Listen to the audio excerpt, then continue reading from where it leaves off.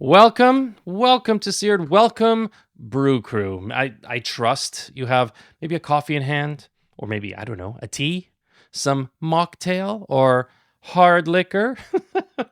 Maybe it's a chilly evening. I know it's chilly here. And maybe a solid scotch is called for you. You have your fireplace roaring, and you have your trusty little sidekick Pooch, so cute, at your side, and you're listening to yours truly, in your ear holes. What a dreamy image. But of course, in that little image, I'm having a bold Americano. And maybe, if I'm feeling festive, a little hot chocolate. I think y'all call it hot cocoa, but whatever. You know what I'm saying. Um, Big, hearty internet hug as you watch or listen. Some of y'all might be, struggling with what's going on in the world, or some of you may have some issues and challenges closer to home or in the community, or maybe in the home itself. Some of you maybe are battling the itty bitty shitty committee up here. And regardless, either way, just know you are loved, you are needed, you're okay. Sending healing and hearty vibes to all. What a lovely way to start this. I don't know why I got right into the lovey-dovey feel good stuff, but it is heartfelt. And it's interesting. This is the magic of recording this podcast, especially on video, because I recorded the whole thing and then realized my video card was full. I had to I'm doing the whole thing over again, which is fine. You know what? It was meant to be. Maybe that's what I just say to appease myself. But often, actually, what did happen, I realized there was a setting on my camera which, for some reason, got taken off. And what little I saw of the recording before it shut off was everything, like my face was all blurry and stuff like that. So it all worked out. It's all good. Want to welcome you again. I don't know how your weekend was. Our weekend was fabulous. Our 16-year-old, our oldest turned 16 years old. He had his birthday. Sagittarius, shout outs to the Sags out there. So for his birthday, we invited him. We asked him to invite some friends for a nice dinner. A little, it wasn't a TGIF. It was a little nicer. And we even gave them their own car. So they didn't, the whole idea was not to be anywhere near us, because we know, how kids are, especially teens, mom and dad embarrass me, blah, blah, blah. And so they had their own table. We went to this restaurant and it was 6 of them. 16 boys dressed up as well as 16-year-old teen boys will dress. And then a couple tables over was my wife, myself, and our youngest, who was 14. So we were just 2 tables over, just, enough to keep an eye just in case they need something, but far enough that we're not embarrassing them. And these boys were lovely. My oldest friends are lovely. They're kind of geeky and nerdy, which speaks to my heart, but just kind and respectful and conscientious. And, there was they all had water. They had water. They could have had anything. No, just have water. And they weren't paying for it. We were covering. And dessert, no dessert. Kids, sweets, no, nothing. And the server, who knew it was my son's birthday, felt so bad. So she brought a little cookie with a candle in it. And here's the thing. These kids sang happy birthday just on their own, unprompted. Which is I never had friends like that. The friends I had were quite the opposite. Another story, of course. So anyway, it was all sweet and lovely to watch and all that. And so my youngest, he's watching this too. And he kind of says, I wish I had friends like that. How does he get those guys? And he was a little sad and a little wistful and a little introspective. And, and the youngest, we remind him, it's well, you've got some good friends and all that. And he's gotten better. Maybe the friends earlier on weren't the type that would be best for him. But one thing I did explain, this is going to tie into what we're talking about today, is I reminded him that even earlier in the day, or I think it was the day before, he had said, oh yeah, all the kids in my school are toxic. All the kids are and just kind of negative remarks. And so I told him, and this is a great reminder for myself too, and for anyone y'all listening or watching, it's how we see ourselves and how we see others, getting into this idea of, if I see everyone a certain way, then I'm blocking off those who might want to come into my space. So if I see everyone as toxic, of course, I'm not going to want to hang out with anyone, and they're not going to want to hang out with me. I'm putting out a certain frequency, a certain vibration that is just not going to jive with the people who I really would like to attract energetically. My oldest, he just sees everyone as just cool and geeky, and he doesn't get into a certain negativity. And so he attracts that what he is and how he perceives himself and others. And so this is a lesson, I challenged my youngest with a few questions and a few things, got a little coachy with him. But it's just something that's going to be ongoing. And for us, I know for me, it's also ongoing. I can do the same. Like, there's a disconnect between who we truly are and who we perceive ourselves as. And so we project parts of ourselves onto others because there's obviously some healing and stuff to go within. Anyway, I just want to share that because it really does tie into things. And, sharing is what I do here on Seared. That's what we do. All right. So that was one story. That was like a little side quest. I do want to get to the actual little story. And, just as an aside, understand that not every story here on Seared is going to be this big, involved kind of epic tales. I think I did start off the podcast in general with a few of those. But what I have found is that it's the little interactions that often cause the big ahas, right? I'm sure you can relate. And what I'm going to be sharing is just a little interaction, but it seriously blew my mind in a way that I was surprised that it would. Like, my brain was in so many ways just absolutely disrupted, but in a good way. So on today's show, I want to talk about black and white thinking, aka binary thinking or dichotomous thinking, and why it can be limiting. And all of this stems from a tomato salad. So hang tight, grab a sip of whatever you got, and we're going to jump into it.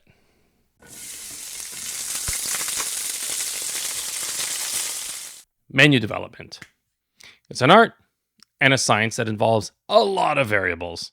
There's cost, creativity, the concept, tone and theme of your restaurant or business, your target audience, the season, your location, the style of business. Like, is it a quick service or is it more fine dining?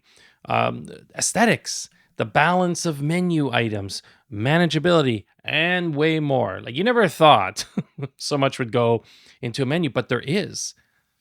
And a lot of factors, like you have to have the experience to have gone through menu design and creation before you can actually do it well and on a regular basis. Now, one of the things I did not mention and is very important is availability of products.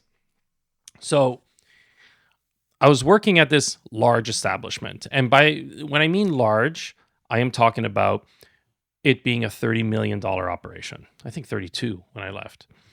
So lots. In fact, I think when one year I was in charge of ordering and purchasing, I think this is the year that this happened, it was $8 million I was ordering a year. That was on me. No pressure, right? So we had in this establishment 2 menus, one in summer, one in winter. Now, that makes things kind of simple, but at the same time, it complicates things because you have to have now for 6 months straight, you have to have all the products. You have to have all, whether it's the meat, dairy, all of it. You have to make sure that you can source it, it's the right price, you can get it, you have to build sometimes. Anyway, I don't want to get into the complicated things, but it was important that you had all those products. Because once you put it on paper, once you put it in print, you got to run with it. And so it was very important that we checked all this. Okay, so my boss, the chef, he wanted to introduce a tomato salad. Very simple dish. Who doesn't love a tomato salad? Except if you hate tomatoes. And so the one he wanted in particular was an heirloom tomato that we had sourced out. Now, in my head, I'm thinking, very cool. I love the dish, but these are heirloom tomatoes. Like, these aren't coming in being shipped from Chile, and they can be inconsistent. And so I let him know my opinions on this, and he kind of looked at me, and he always had a great way of being. He just, like, I can just picture him leaning back on his chair, very calm, very grounded, just very like, yeah, man, almost hippie-ish, but not at all hippie-ish. Rarely saw him angered or, stressed. So he said, Paul, it's okay. It's okay that we don't always have it. I'm like, what? No. It's not okay. I'm saying this in my head. It's okay, because even if we get it like 60% of the time, that's great. That's better than 0% of the time. Like, we get to do this. We get to bring this to people. And so, if some days we don't get it, that's okay. And I'm like, no, it's not okay. It's not okay. It goes counter to everything I've ever learned. But the way he said it, like, there was so much conviction behind it. And it really did calm me down. He says, it's okay. We can let the customers know. Like, it's the idea that we can bring this in, and it doesn't always have to be there. So I'm listening, and we're kind of having this conversation. And when he said that part about, if we have the tomato 60% of the time, that it's okay, that's when my brain kind of broke. And I felt that he was absolutely correct, and also absolutely dead ass wrong. But like at the same time, like I remember being there just kind of stammering like I am right now. And what did it for me was he disrupted how I saw things. Because up until then, and I still can do it now, of course, is I was always in this all or nothing state of thinking and being.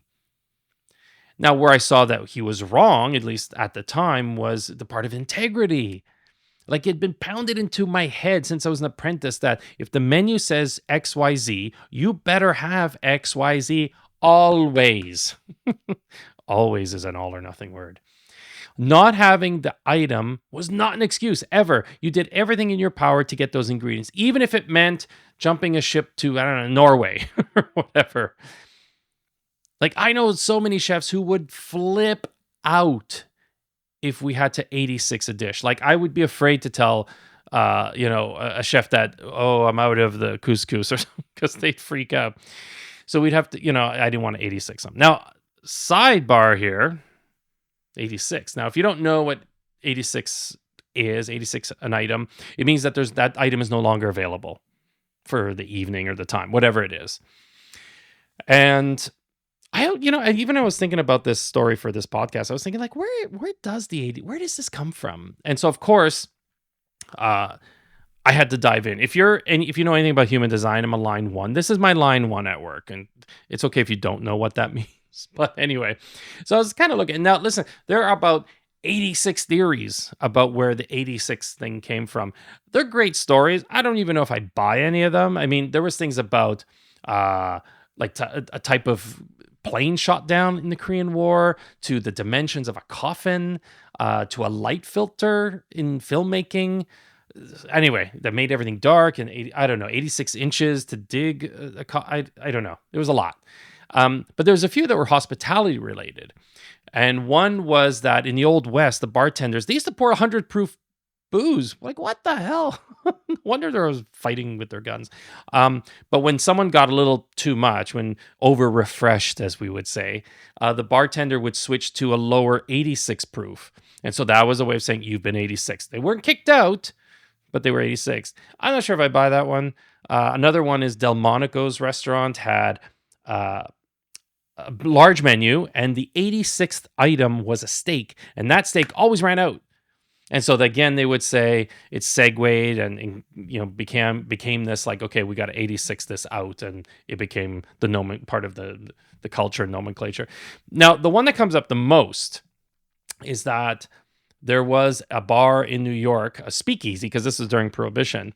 It was like Chumley's Bar, and before making a raid, because these places got raided all the time, there'd be some corrupt cop, who was in on the moonshines and all that. He would call ahead and say, "Dude, we're gonna raid. You better do something."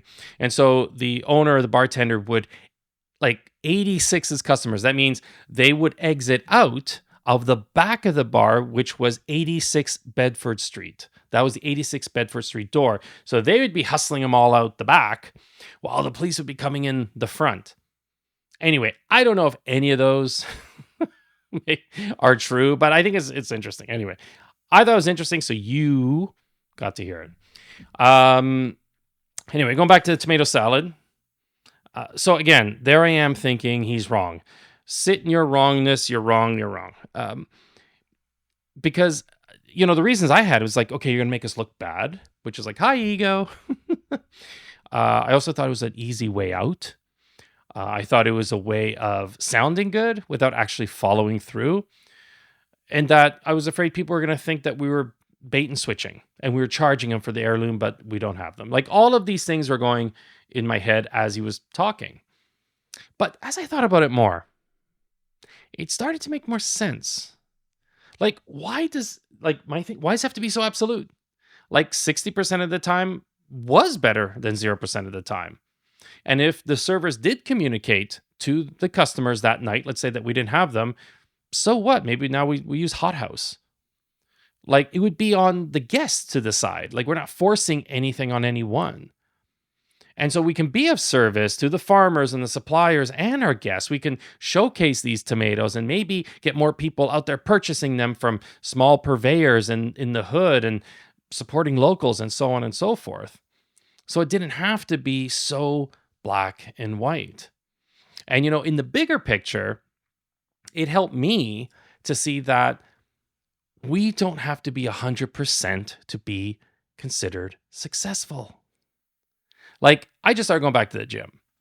And, I've gone twice. And to me, that's successful, right? Like, even if I went once, I'll still benefit. Like, I don't have to decide between, okay, either I go 15 times a week or 0. That's silly.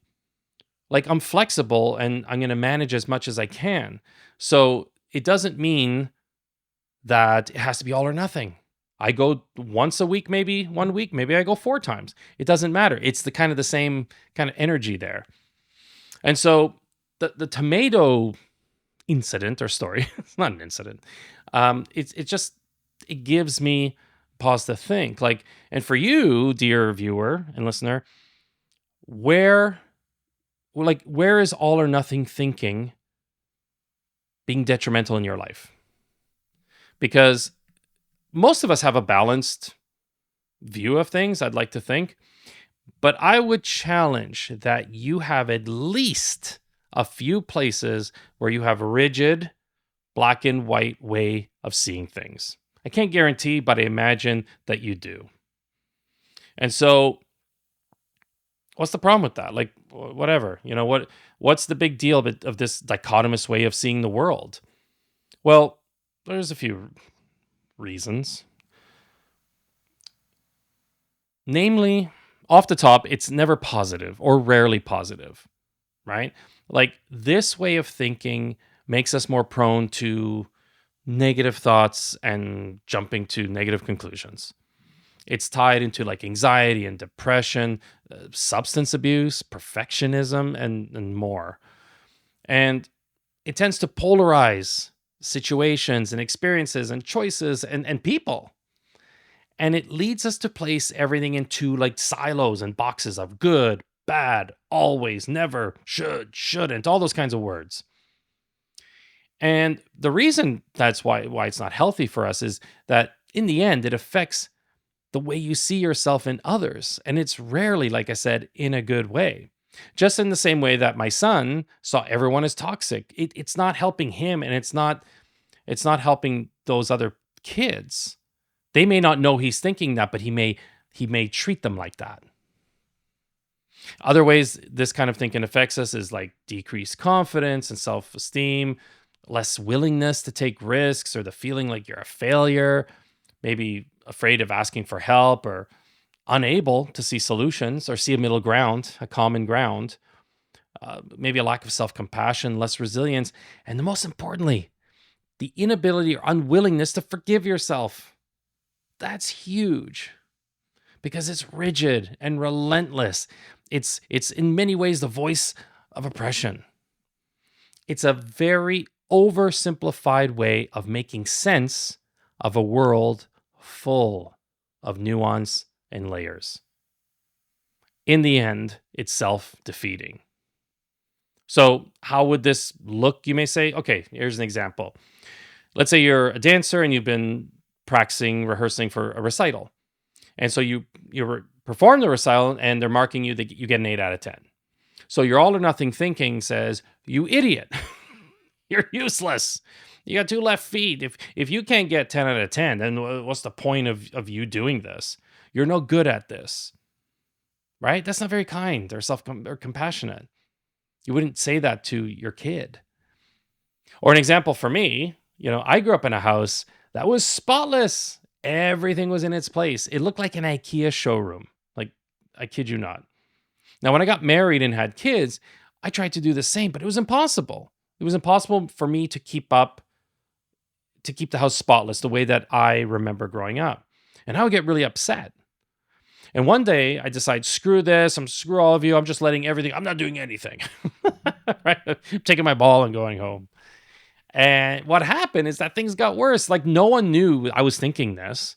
No one knew I was having this major battle in my head. And so I let things go, but of course I couldn't take it anymore.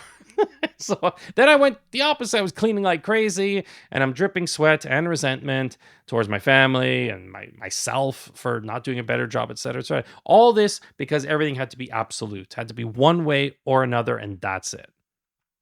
So, when you think like that, like, can you see how this negatively affects you and others? It makes a huge difference. So, if you catch yourself, like if you've thought already, like, yeah, I can see that in myself. What can you do to lessen that? How can you lessen that absoluteness? Glad you asked, my little sweet and sour Cipollini. I'm hungry. I haven't eaten all day, so food may come up more in this podcast. Anyway, let's quickly go over ways how you can lessen the all or nothing thinking that you may have.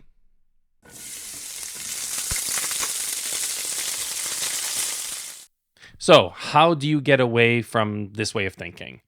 I have a few ideas you can try, my friend. And remember, progress, not perfection, is the name of the game here, both in trying these suggestions and just in your binary thinking overall. All right, let's get to them. 1, learn to see shades of gray. I know, we're going right for the jugular here. Try thinking of situations on a scale of 1 to 100. So for me and the messy house, let's say, some days I'll say, hey, you know what? This is 75%. That's good for me right now. Or maybe it's been really hectic and it's 40%. Okay, it's cool. Maybe days, it's very quiet around here, or, times where it's just me, 90%. Yay. But when you can get into that way of seeing things, it's going to really calm your nervous system down. It's going to allow for more positive thinking to enter the chat. And this is exactly what my boss was talking about. Like 60% is good. 20% may happen now and then. Sure, 80% is fantastic. So he was still on to this line of thinking, which was why, again, emoji head exploding. 2, watch out for words like always, never, should, shouldn't. Watch for them and then question the thoughts around it. Like, for example, if I say, man, I always get the longest lineups ever, no matter where I go. I never get the quick lines, which I've said many times. When people ask me my superpower, I always say, I always pick the longest lines. So again, that's the absolute, like I always, right? So challenge yourself. How true is it? Like I would ask myself, how true is it that every single line in my entire life has been the longest. Not true, of course, right? And so you can follow up with something like, what is this teaching me? And again, I would think about this when I was in those long lines at the grocery store. I'm like, well, this is patience. I'm being taught patience. And so when you catch yourself in these absolutes, that's when you start to soften them. Like you can say, hey, you know what? Oh, this is a great line. Oh, this is a quick line. How and be grateful for it. And that's where gratitude sneaks in, right? And so it helps to counterplay that absoluteness. 3, play with the idea of yes and. Improv does this all the time. Is very classic of that interplay between two people. It's like they say something, you say yes and something. We're going to do this a little bit with your thoughts. So when you have an extreme thought, just rejig it so it has yes and. Okay, so for example, let's say you had a crappy day, shit day. You can say, yes, it was a tough day, and I also got a good workout in. Again, just softening things up. Or if you're that dancer that got 8 out of 10, you can say, yes, I got an 8, and I'm happy because I'm always improving. It's a stretch, and it might be really hard to do that, but that's the work, right? Of getting into a new way of seeing things. Mindset work is not easy, but it is powerful. It gets you new places. All right. 4, ask yourself, how would your best friend see this? Or someone that you trust or respect, maybe a boss, a business partner, someone in your mastermind group or whatever. What would they say about the thought you're having? Would they say that about you? Would they say that about themselves? It had me thinking about Bob Proctor. And so I worked with Bob Proctor a little bit. And one of the things he said was, if you had an issue or something, you write on a piece of paper, and then you go to a table, like a dining room table or whatever, and you put the paper down, which has the issue or challenge or whatever, and then imagine 4 different people looking at the piece of paper. What would they say? Like, it's all about perspective. Like, even sit in one of those chairs, like change seats and pretend you're someone else and think, how would they look at this? How would they look at this? And see what comes up. I know this seems like extravagant and probably a lot of work, but if you're willing to shift how you see things, it's I've done it, and it is very cool because you role play what others will think, and it just blows your mind because it's like it's still coming from your mind, but you've made a shift. You can see things from their perspective. We get to do that. You get to do that. How cool is that? All right, 5. I said this earlier, progress, not perfection. When we relinquish that perfectionism, and which I think is one of the most destructive things we can hang on to, when we release that, we can give ourselves a bit of wiggle room, in the black and white thinking. When you can shift how you see things away from the absolutes and into even just a tiny sliver of compassion for yourself, then you're learning to let yourself off the hook. And that's really what it is. How can I let myself off the hook here?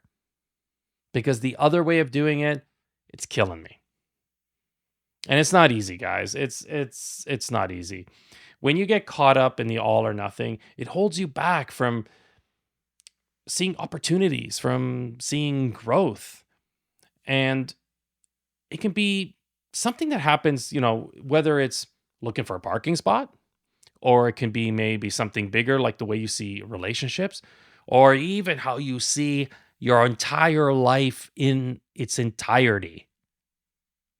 But if you catch yourself and make the changes, you'll make it a more conscious habit, and you'll shift how you see yourself and others, right? It's like how I made that shift from the tomato salad. Like all of this from a tomato salad, right? And here's the thing. When that tomato salad went on the menu, it was a hit. No one said anything. Diners were happy. Farmers and suppliers were happy. And we were happy that we could provide this simple but delicious dish without my all or nothing thinking being a buzzkill, right? Because if it were up to me, I wouldn't have put that item on the menu. Of course, I'd have put something else on, but I don't know. There was something lovely about this and the idea behind it, the energy behind it. So super simple, guys. Simple, not easy. Sorry. Now, speaking of simple, it's super simple to support this channel by subscribing, sharing, liking, or commenting, writing a review on iTunes or anywhere you listen. Oh my God, that would make me so happy. Be groovy. Thank you. I appreciate any engagement you have with this channel and podcast. I truly do. I truly, truly do. And with that, amigos, it's time to shut things down. Kitchen's closed. Now scram. 86. Take the 86 door. See ya.